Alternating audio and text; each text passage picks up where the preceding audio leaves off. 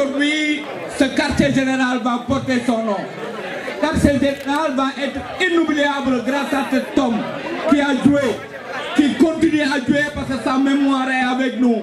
Il est là, l'homme club de Diamaguène. Il est là, 1, 2 et 3. Voilà, il est là. Goro Touba sunu baay Alaaji Malick Dia As Malick Alassane day yaram dawno surtout Tiwaawan baa ngi noonu doomi Tiwaawan baa ngi noonu ba rek dara maar ar turam ak santam donc di rafetlu assistance bi di dalal waa zone di jël nuyoo bi di ko jox monsieur le maire Moussa Fall première autorité de la localité donc di ko wax mu dal jàmm.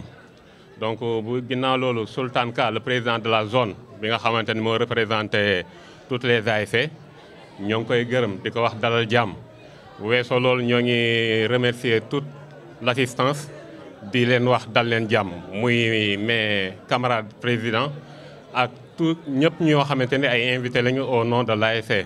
donc nous avons l'honneur vraiment de recevoir le tirage de poule de la zone 9 donc bu weesoo loolu ñoo ngi remercier waat encore ñi fi teew ñëpp ak ñu teewul ñu bëggoon ñëw sans pour autant fàtte ñi nga xamante ni dañoo làqu donc yal na yàlla yërëm leen xaar leen aljana. donc yitte bi du lenn pour lu dul wane gis-gis bi nga xamante ni moom la comité directeur bu l'ASC Renaissance RSCD am. du lenn lu dul dañoo bëgg a am beneen approche ci nawetaan parce que nawetaan nekkul football rek. nekkul football parce que am na ñoo xam ne ils ne sont pas intéressés par le football. Il y a d'autres qui sont intéressés par la culture ou autre chose. Donc on va prôner ASC comme son nom l'indique, association sportive et culturelle. donc bu weesoo loolu ñuy ñaaxaat ñëpp di leen xamal nawetaan lu mu mën a indi ci dëkk dafa bari parce que lii ngeen gis nii jàmm la te jàmm rek mooy jàmm. donc bu ñu demee ba tuddee suñu QG bi El Hadj Malick Dia c'est parce que daf ñoo war daa am lu mu fi bàyyi un legs ñu war ko delloo au nom de la Renaissance moo tax ñu delloo ko. donc bu weesoo loolu ñoo ngi nuyu ñëpp encore di leen gërëmaat parce que lépp mën ñu ko wax parce que xol yi dafa tooy man bu ma gisee ñu topp sama ginnaaw ñëpp au nom de la Renaissance Sporting Club de Diamaguène vraiment j'ai plus les mots me manquent. donc je vais laisser le soin à Assane Villiers en tant que vice-président vraiment de m'aider à continuer le débat. Merci beaucoup. Mes félicitations à tout un chacun. Bienvenue à tout un chacun. Merci. jërëjëf. Nar Sall trésorier bi nekk Touba Fall adjoint trésorier bi nekk Assane Villiers ak Pape Diop bu jox saa 1 parce que nawetaan dafa am ay aspects yoo xam ne day xaw a lëndëm ci dirigeants yi ak yenn supporters yi tey dafa nekk opportunité boo xam ne dañu war a leeral yenn aspects yi pour ñun ñëpp ku dem képp ku lay wax loo xam ne tegul si yoon nga xam ne nii waxuñu ma woon loolu ku nekk xam commission finance lan lay jëriñ si nawetaan ak commission CRP aussi lan mooy réew si nawetaan ndax dañuy dégg toujours ñu naan suñu code part yow tuuti état bi fees na gisuñu xaalis bi gisuñu nangam moo waral tey ñu saisir opportunité bi pour wax ak nit ñi la mooy commission yi ñu tànn si ñaar rek muy finance ak CRP ndax am na yeneen commission yoo xam ne ñu ngi jouer seen rôle.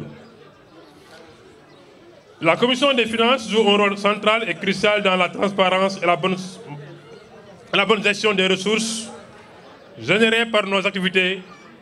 Son rôle principal est de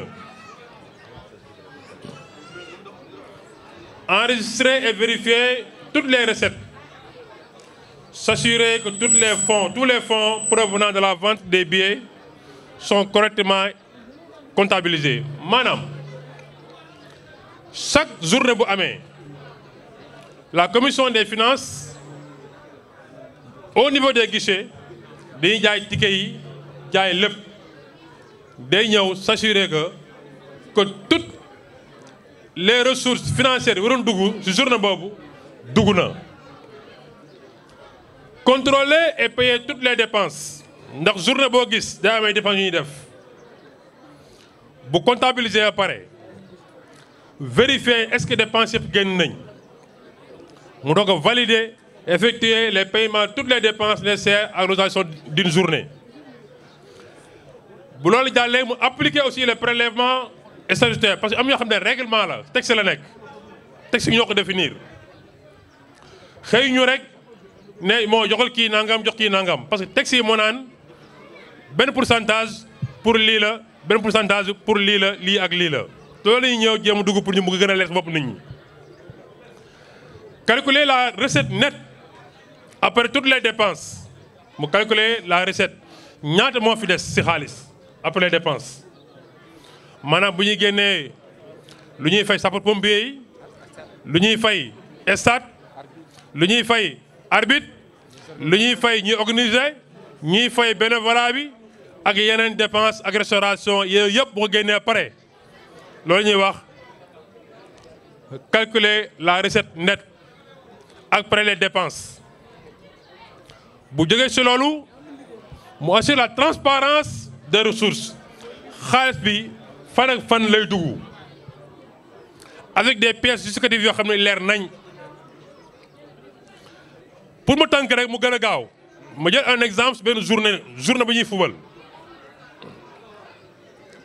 les frais d'une journée ce sont les dépenses organisationnelles je parle sous le contrôle de Ahmed Tounkara il fit notre trésorier parce que dama jóg témoin parce que xam na nawetaan ni muy demee la commission des finances s'assure que toutes ces dépenses sont justifiées et payées. Voici les principaux types de frais. Service d'ordre da nga koy fay pour mu assurer sa sécurité parce que nawetaan amul sécurité mas du am loolu waa Soukara nawetaan xam nañ loolu dañu naan la amul service d'ordre mas du am quelles que soient les dépenses yu mënti def amoo sécurité mas du am ñu fay service d'ordre. bu service d'ordre jàllee nga fay location stade sax bu ñu fuulee chaque match dañ koy loué chaque journée da ngay fay stade bi boo paree dama ñuy wax restauration parce que ñuy organiser heure añ dina fekk seen kër stade la ñuy nekk ñooy foog ñu lekk foog ñu naan service d'ordre dina ñëw 11h wala midi mu fekk ko stade da nga jox mu lekk jox ko mu naan waa Soukara dañ fay nekk midi foog jox mu lekk foog jox mu naan et cetera loolu ñuy wax la restauration. Organisation des bénévoles parce que comme si directeur bi du moom rek mooy organiser am ñoo xam ne c'est des portiers au stade ñoo da leen di jël jàppale ci liggéey parce que ñoom loolu lañ xam ñoo da leen di fay am ñoo xam ne c'est des bénévoles dañuy jàpp ci liggéey bi kooku aussi da nga koy jox dara. membre comité directeur yi aussi dañuy bàyyi seen soxla bàyyi lépp certes ci lañ bokk mais dañuy ñëw stade jàpp ci liggéey bi ñooy aussi dañuy jox seen prime de transport. délégué de match parce que délégué de match mën na may jógee suñu zone mu nga choisir kenn koo xam ne beneen zone la bokk nga dox kaa jëlee match parce que xëy na match bi ñuy fubal am na tension am ñoo xam ne peut-être dañaan kii du ma kii bu délégué sama match mun na am antécédent ñu préfère jëli ñeneen kooku aussi da nga koy fay match délégué de match te délégué de match boo xam ne 3 match la chaque délégué da nga koy fay sapeurs-pompiers aussi dañ koy fay. amortissement cadet parce que ñun ñoo xam nañu ne dañuy organiser cadet amortissement mooy lan sañoor bu jeexee ba ñu génnee xaalis yëpp génnee recettes yi dañuy génne benn montant mën na nekk 50 000 wala 100 000 francs ne lii pour préparer match cadet yi la parce que match cadet amul recette entrée yi boo su compté doo am match parce que si ngay jël pour fay arbitre yi fay service d'ordre fay si yeneen frais extra moo tax ñu naan amortissement si xaalis bu sañoor nga koy jëlee. épargne ko nga fay presse parce que zone mu nekk bu am visibilité ba nga say zone bu ñu fubalee ñu transmettre ko information bi jàll au niveau national et international nit ñi doon suivre comme les 3SA Diamaguène TV Rabi FM presse écrite et cetera ñooyu aussi dañu fay teew foog nga jox aussi seen prime de transport. boo xoolee aussi stade da ngeen fa gis ay chaises yu ñuy teg ay barrières. yooyu yëpp dañ koy loué amul dara lu gratuit foofu loolu aussi c'est des dépenses à faire Ces dépenses sont incompressibles pour assurer des matchs de qualité sécurisés et conformes au règlement. Maintenant, partage de nous demain, partage des recettes, après match, après les frais. Maintenant, parlons du point le plus entendu, le partage. Moi, je ne sais pas. Si les recettes brutes, d'abord, on cumule tout l'argent des billets vendus. Parce que les billets sont gelés. Un exemple, il faut un match, par exemple, 1 717 000 francs, par exemple, ce billet. Vous avez une taxe. Ensuite, on retire les taxes obligatoires. On a les taxes, le règlement, c'est RZE. Nous avons 2% pour impression de ticket. Parce que le ticket est impression, moi 2%, nous avons gagné sur recette. Il y a 5%, nous avons RECAV. Pour la perception aussi, nous avons fait. Moi, taxe municipale, nous avons fait. Trésor. Ces taxes vont aux instances supérieures. Il faut que nous ayons ces instances. Le montant restant, vous gagnez ces dépenses, organisation. Puis la commission des finances déduit toutes les dépenses organisationnelles. Nous avons maintenant la recette nette. Ce qui reste après toutes les dépenses de direction et la recette nette. C'est ce montant qui est disponible pour le partage. Je vais donner un exemple, 1 717 000 par exemple. Vous avez un service d'ordre. Tous les frais que par exemple 565 960. Exemple. Les 569 060, il y a le AICI de partager avec la zone. Et c'est ainsi que votre part intervient. 25%, 25%, c'est pour la zone. Parce que la zone va avoir un budget de fonctionnement. Moins papier, assurance permanence, déplacement, courrier, préparation à la finale. Pour l'OLA. 25%. Là. Nous avons 75% UDES. 75% UDES, c'est pour les ASC qui jouent journée. Parce que 12 ASC, nous avons 2 journées par exemple. Pour les 3 matchs, 6 ASC, nous avons le reste, le reste, nous avons 75%. L'autre moyen, code part. Maintenant, parfois, nous avons sur nos ASC, comme tout dit, 70 000 ou 20 000 le code part dépend de la vente des tickets. Et ça, nous avons le code part de yok. Mais nous, au niveau de la zone, au niveau des finances, chaque fois, nous faisons amondrir sur les dépenses pour AIC qui sont ce code part. Parfois même, sur les 25%, nous avons zone, nous avons renoncé à AIC pour nous amdara, pour nous comprendre l'olo. L'olo, nous avons par rapport à la finance, parce que nous sommes voir s'il y a recommandé d'information, après peut-être le président de la commission des finances, il y a une contribution. Nous avons match. Parce que dafa nek li ñuy wax parfois ñoy tan ñaan mën nga légg xaaliss ASC bi mu digérer ko mën nga def leneen mu digérer ko mais mu am match ñak lo pénalité mu na bañ digérer mo waral commission CKRP bobu yalla dafa def ni man mi ni wax ak yeen ma koy jité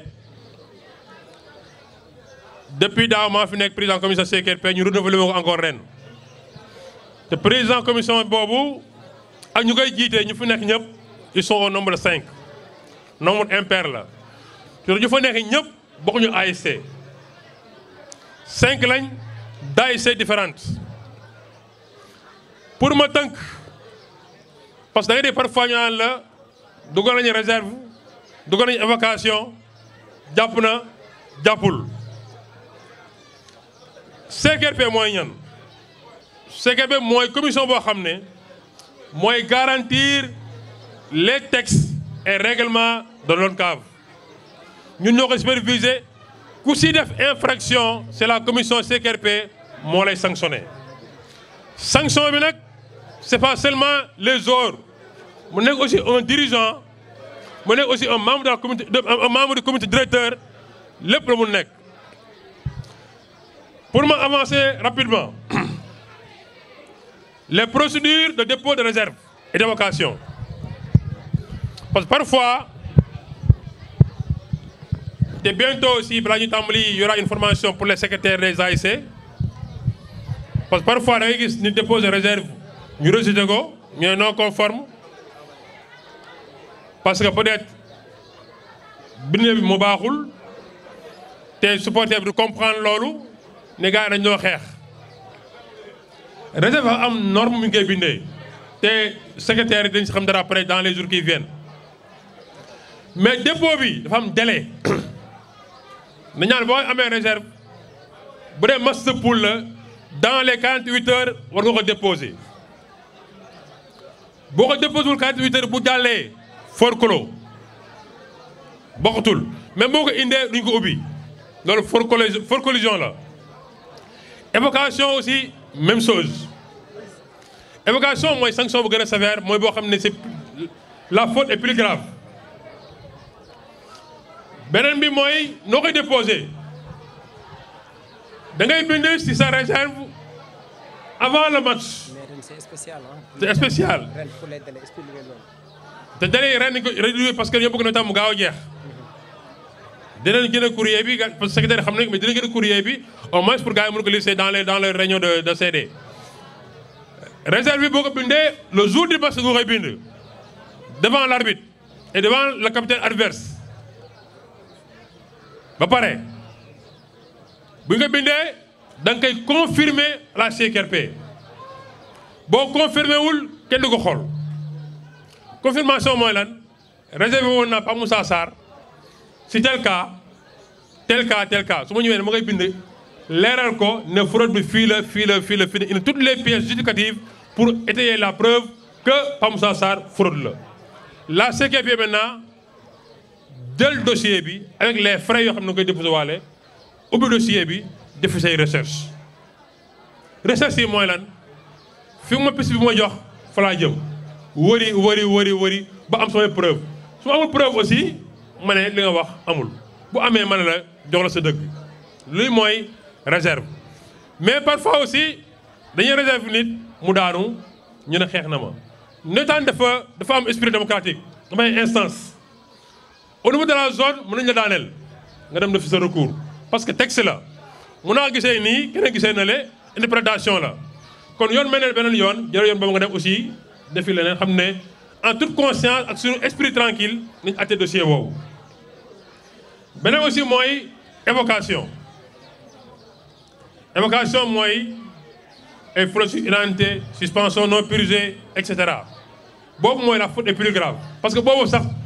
CQRP boobam mun na dem ba gis beneen fraude moom mu évoqué boobam mu évoqué jour bi moom kon boobu c'est plus kii pour ñu xam ne ni que CQRP boobam mun na évoqué jour bul wax ne non maa xeex parce que booy wër ba jàpp sàcc dox bàyyi mu dem da nga koy téye loolu mooy évocation boo xam ne CQRP la moo ñaan usant de ses droits d'évocation la CQRP évoqué na jour bi ci tel yi parce que si biir gëstu bi gis na beneen fraude boo xam ne AICB gisu ko woon loolu mooy évocation.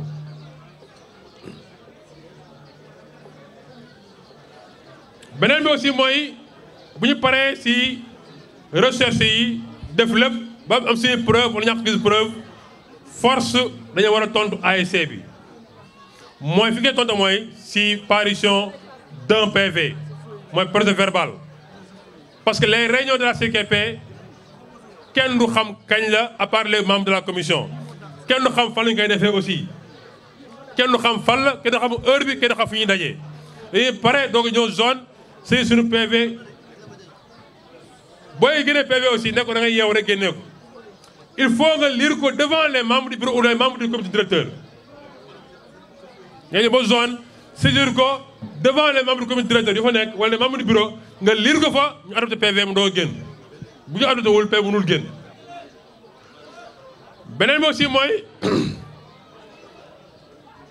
les recours zonal boo jógee zone da ngay ODCAV bu lu joxul dëgg nga yëgal encore dem ODCAV loolu mooy les 3 recours yoo xam ne si nawetaan beneen bi mooy pour ma tënk rek man ak samay membre commission ma dalal seen xel amul benn ASC boo xam ne mun nga teg la commission CKP pression ba mu nga bëgg ci moom ASC bu am dëgg naa la jox sa dëgg wala commission dina la jox sa dëgg ku amul dëgg ñun la amoo dëgg loolu moom maa ngi koy waat ci barke si Ahmed Tidiane laa koy waatee sama dëgg laa nekk. ASC bu nekk dafa yabal 3 représentants maanaam ASC bu nekk dafa am 3 membres yoo xam ne dañ ko délégué. bu ASC bu nekk délégué 3 membres dafay nekk 36 membres 36 membres yooyu loolu lañ naan le comité directeur donc le comité directeur de la zone 9 est composé de 36 membres ci 36 membres yooyu ñu fal un bureau le bureau boobu ñu fal mu composé 28 membres ak 3 représentants yoo xam ne ni zone ñoo leen nommé ñu dem représenter aussi la zone au niveau de l'ODCAV kon am na ñetti membres ci 36 yooyu ñoo xam ne ñooy représenter zone bi au niveau de l'ODCAV au niveau de l'ODCAV aussi ñoom dañuy tànnat. Un événement d'une importance capitale pour notre zone 9 de Diamaguène et pour l'ASC RSCD. 2 événements majeurs coïncident en ce jour béni. Tout d'abord, nous avons le privilège d'inaugurer la nouvelle place publique de l'ASC RSCD, ce lieu que nous avons tous contribué à... Attendez. Oui.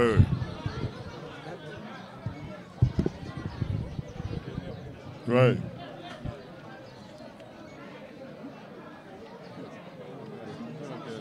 Voilà. Capitale pour la zone 9 de Diamaguène et pour l'ASC RSCD. 2 événements majeurs coïncident en ce jour béni. Tout d'abord, nous avons le privilège d'inaugurer la nouvelle place publique de l'ASC RSCD. Ce lieu que nous avons tous à bâtir portera désormais le nom d'un homme exceptionnel, d'un père bienveillant, d'un dirigeant visionnaire, El Hadji Malick Dia. Il fut l'un des fondateurs de cette belle équipe Magadam, devenue aujourd'hui l'ASC RSCD. Le mouvement dont il fut un fervent défenseur lui rend aujourd'hui un hommage grandement mérité. Puisse Allah l'accueillir dans son paradis céleste. Il nous a tout appris, il nous a tout donné et son héritage perdurera à travers chaque pas que nous faisons sur cette place publique. Ensuite, c'est un événement très attendu par toute notre jeunesse. Les passionnés de football de la zone 9 de Diamaguène, en étroite collaboration avec l'ASC RSCD, aura l'honneur d'organiser le tirage des poules pour la saison 2025 et 2026. Ce championnat national populaire navétane, c'est une première pour nous d'organiser cet événement dans ce cadre. Et notre objectif est clair, impliquer toutes les couches de notre société dans cette fête du football et de l'unité. Nous voulons que chacun se sente partie prenante de cette grande envergure, aventure, que ce soit les jeunes, les moins jeunes, les hommes, les femmes, tous ceux qui portent en eux l'amour de la jeunesse de notre communauté. Permettez-moi de saluer tout particulièrement les parrains de ce tirage exceptionnel, 2 figures emblématiques de notre zone, qui ont marqué de leur empreinte le développement de l'esport et de la jeunesse de Tivaouane Diacksao. Je vous nomme ici le président Ahmed Tounkara, ancien membre de la zone, émérite du comité directeur de la zone 9 de Diamaguène, et fier résident de l'ASC RSCD.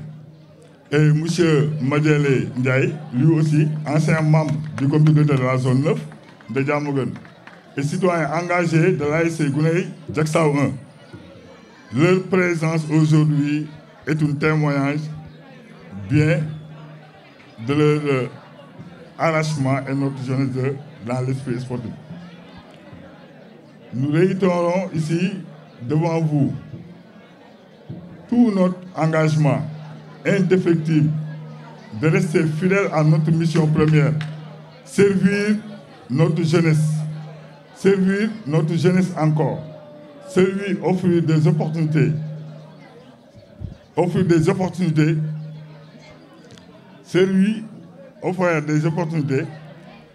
infrastructures, un encadrement, c'est lui donner les moyens de s'épanouir, de rêver et de réaliser ses aspirations.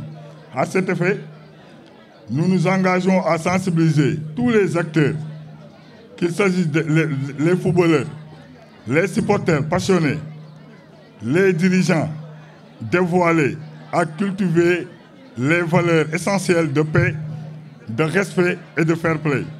Ces valeurs sont le gage de la stabilité sociale et de la cohésion de notre communauté. Le football est un puissant vecteur d'unité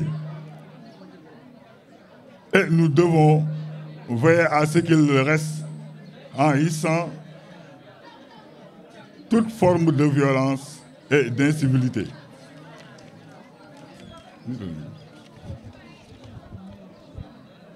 Et notre action ne se limite pas seulement au football, au domaine du football. Nous sommes profondément conscients que les défis auxquels notre communauté est confrontée.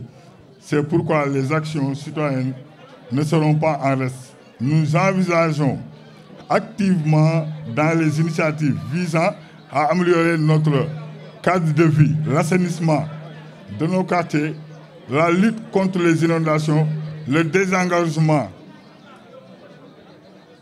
des chantiers essentiels pour le bien-être de tous. Voilà pourquoi nous investissons corps et âme dans ce domaine. Car nous croyons fermement qu'une communauté fière est une communauté unie, solidaire et s'engage pour l'avenir. L'ASC Ndam, comme nous le connaissons, l'ASC Darou Salam. De nous, l'ASC les Khalé de Cité Sabé. Tay, comme l'a dit, M. Nar, de mon RSCD, de mon Magadan, je vais dire Kanchungu. C'était le premier nom. Pour ceux qui ne me connaissent pas, je suis né ici, dans cette zone, dans cette équipe de RSCD. Je suis né à Djamagan le 12 janvier 1962. Je n'ai jamais sorti Djamagan. Si je suis né à Halle, je suis Tiawan, je suis Touba. Je suis un digne fils de cette commune de Tiawan pour que ceux qui ne me connaissent pas. Parce que ma cité d'Or-Tawar, c'est Tiawan Azur. Mais ma ville natale, c'est Djamagan. C'est la commune de Tiawan Jackson. Je connais bien l'équipe. Je vais le dire tout de suite. Ça a commencé par Kanchungu. Ku wax Kanchungu nag sa xel dem ci Karafa. Ku wax Kanchungu sa xel dem ci Jokin. Ku wax Kanchungu sa xel dem ci Emmanuel. Ku wax Kanchungu sa xel dem ci Oubéré. Ku xam Kanchungu xam Jean-Pierre Waane ban jëlee woon Grand Yoff mu ñëw toj Diamaguène. Kon cette ASC a été une grande ASC. Du ma wax Rémi, du ma wax Olivier, du ma wax Thiedou, du ma wax Abdoulaye Loum, du ma wax Roubèche, du ma wax Moustapha Lo, du ma wax Ndiawar, du ma wax Abdou Aziz. Je pense que je connais Sissoko Moussa Kolbali, Doudou Kolbali, Sam Diagne, Demba Ndiaye, Didier Ndiaye, tous étaient les membres du Kanchungu. Quand l'histoire va l'écrire. Cette carte générale, monsieur le maire, n'est que fille, judo fille. Est-ce que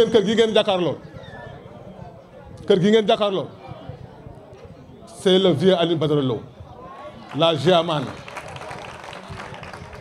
Nous avons tabac en 1963. Balégui, cartographie de Saint-Jean. Moustapha Lo, il y a une brique. Ça veut dire que le tabac, Boba Amnou Royal Denkon.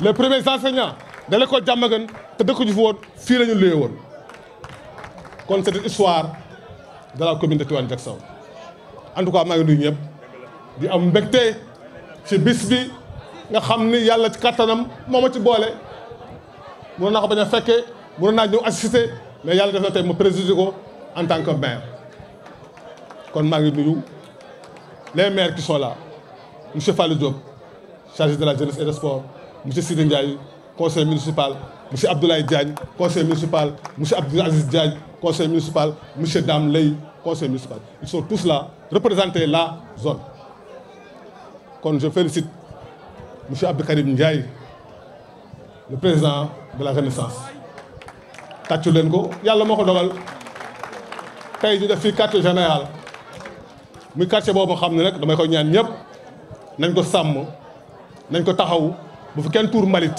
bu fi kenn tuur saleté nañu fexe am des pots de fleurs baare benn mbedd bi def fi porte muy waxtaanukaay fexe fee def des bancs des fleurs ba mu gën a rafet déjà c'est déjà embellir ndax ki ñu ko tuddee kenn la ci dëkk bi Abdou Karim bi bu ñëwee sama bureau ni ma dama bëgg monsieur le maire noo mën a def nga ñëw wala nga yónnee man ko xalaatuma ko je serai présent parce que c'est mon équipe malgré nag je suis dans la commune de Tivaouane Diacksao mais je suis né ici je fais partie des membres nga xam ne ñoo bokkoon sos Kànjungu Kànjungu nag mi ngi jóge ci l'ASC Diamaguène l'ASC Café y avait beaucoup de joueurs sur les classements on ignorait cette côté c'est pour ce que là ñoom ñu fippu def Kànjungu avec notre doyen Kalafa mais l'ASC RSC moo jur l'ASC Ngalam moo jur l'ASC Ndam ça aussi il faut le dire c'est la soqi ko kon c'est une grande équipe à part la grande équipe Tandem à part Lamsar à part Diacksao 2 à part l'ASC Diamaguène l'ASC Renaissance est la quatrième force de la commune kon nag ñu ngi leen di gërëm di am kontaante ci assistance bi di nuyu le président Ahmed Tounkara wax na ko léegi ku ko tudd nag tudd Babacar Gueye parce que c'est son patron moo ko jàngal moo ko xamal ce qui est nawetaan ba macha allah Ahmed jàngal na ñu bare bare man abandonné suma école pendant 4 ans ou 5 ans parce que amuñu woon fu ñu nekk ñu dem ca école ba suma centre de couture chaque année ma abal leen ko ba bañ dellu soit ci centre bi kon maag ñoom yàgg nañu yàlla moo ko def may nuyu le président Madiali et madame wax nañ ko léegi foo gis góor mu taxaw jigéen nekkatu ci ginnaaw mais day nekk ci kanamam kon nag merci Madiali et madame mais merci aussi la famille de El Hadji Malick Dia. comme ni ngeen ko gisee nii tey dañoo bëggoon a def tirage des poules zone 9 de Diamaguène saison 2025 2026 pour le moment dañu bëggoon a commencer ci tirage yu cadet yi ñëw wàcce ci cadet yi voilà soo xoolee cadet yi Diamaguène moo jëloon final donc automatiquement moom mooy nekk tête de poule A moom ak Ndam ñoo footballoon final Ndam moo perdre final bi donc Ndam mooy nekk aussi tamit poule B bi tête de poule B voilà pour poule C. Poule C y a 2 demi-finalistes yoo xam ne dañ leen war a defal tirage ku ci mel ni Diacksao 1 ak Tesito ñoom ñaar ñëpp dañu pertoon par 1-0 du coup mënuñ leen a départager noonu pour les départager il faut ñu def benn tirage entre les deux donc comme vous voyez voilà là c'est l'ASC Diacksao 1 là c'est l'ASC Tesito donc on va faire le tirage entre ces deux ASC pour déterminer le tête de poule C. non pour tirage proprement dit bi soo leen xoolee nii mën nga wàcc suuf wàccal suuf non c'est pareil pour senior bi voilà pour rencontre quart de finale yi soo leen xoolee fii y a 3 scénarios pour 3 scénarios yi tout le temps dañuy xool meilleur troisième yi pour premier scénario bi dañ ne si les 2 meilleurs troisièmes sont issus des poules A et B maanaam meilleur troisième yi jógee ci poule A et B boobu noonu fo tirage bi nii la war a demee première A bi dafay dajeek à troisième B bi première B bi dajeek deuxième C première C dajeek troisième B deuxième A dajeek deuxième B ainsi de suite su fekkee ne aussi tamit meilleur troisième yi dañoo génnee ci pour B et C noonu lay demee mais soo leen xoolee tirage yëpp même scénario 3 bi y a maanaam su fekkee ne meilleur troisième bi dafa génnee ci poule A et C foofu aussi tamit beneen tirage mooy demaat mais am na benn boo xam ne du changer soo leen xoolee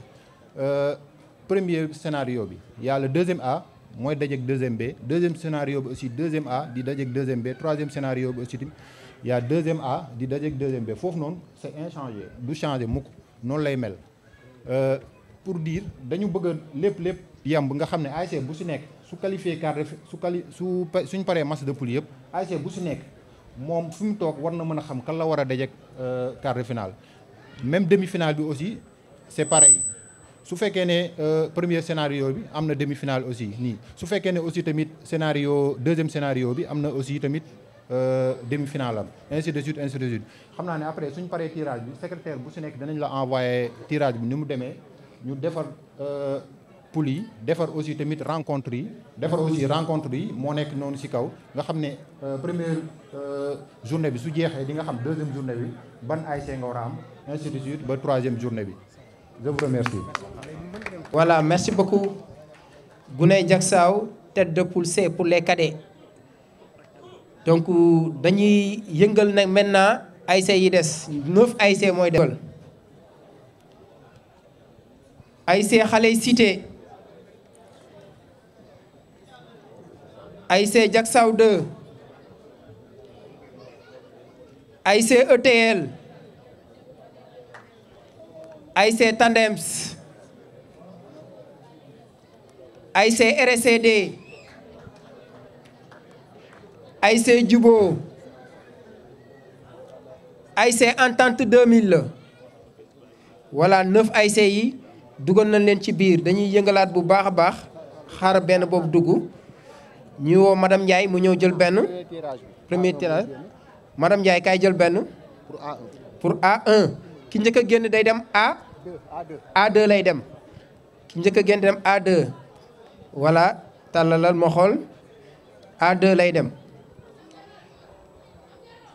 ASC Diacksao 2 day dem poule A mooy A2 ñu woo kenn joxal grand Ahmed Tunkara mu jël ASC Tandems C2 joxal Majali ngi nii Majali jëlaatal joxal fee demal fële ci grand yi fële nga jox kenn dugal foofu ci biir nit ñi nga jox leen Marème mooy jël Marème Dia Marème kan la jël ay joxal Naar Sall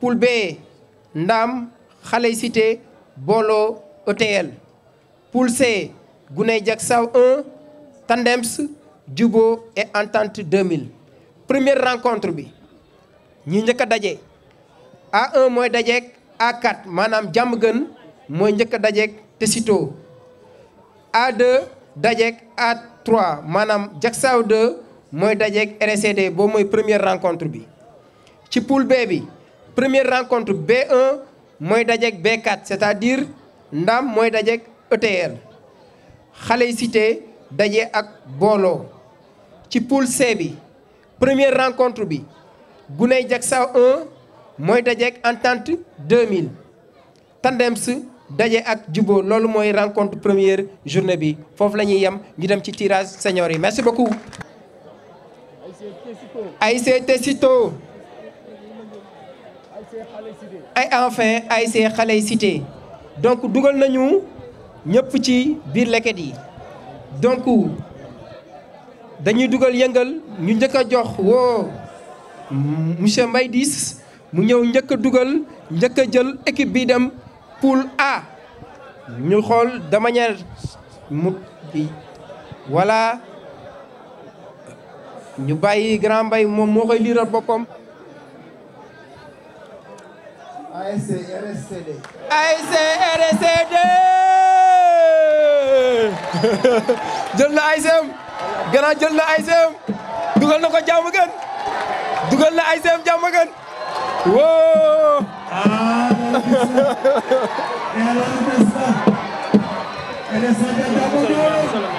waaw.